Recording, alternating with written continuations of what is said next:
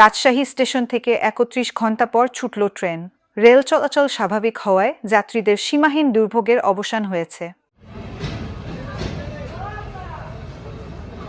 বুধবার ২৯ জানুয়ারি সকাল থেকেই বিভিন্ন গন্তব্যের উদ্দেশ্যে ছেড়ে যাচ্ছে ট্রেন। পেনশন থেকে মাইলেজ ভাতা বাদ দেওয়ার সিদ্ধান্ত বাতিলের দাবিতে সারা দেশের ন্যায় রাজশাহীতে ট্রেন চলাচল বন্ধ করে দেন রানিং স্টাফরা। ফলে সোমবার রাত ১১টা ২০ ঢাকাগামী সিল্ক সিটি ট্রেনটি সর্বশেষ ছেড়ে যায়। এদিকে ট্রেন চলাচল স্বাভাবিক হওয়া খুশি যাত্রীরা। যাত্রীরা জানান, গতকাল ট্রেন বন্ধ থাকায় অনেকেই স্টেশনে রাত কাটিয়েছেন।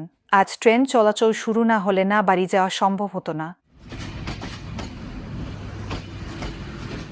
রাজশাহী থেকে খুলনাগামী সাগরদাড়ি ট্রেনের যাত্রী সাদিক আবুতাহি মাসুক বলেন, বাবাকে নিয়ে চিকিৎসা করাতে ইন্ডিয়া যাব। গতকাল রাতেই এসেছি, কাল তো আর ট্রেন চলেনি, এখানেই রাত পার করেছি। ঢাকাগামী বনলতা ট্রেনের যাত্রী এমদাদুল হক বলেন, আমি তো ভেবেছিলাম ট্রেন চলবে না, এজন্য টিকিট ফেরত দিয়ে বাসের টিকিট নেব ভেবে এসেছিলাম। এখন দেখি ট্রেন চলছে, আমি খুশি যে নিরাপদে ঢাকায় যেতে পারবো।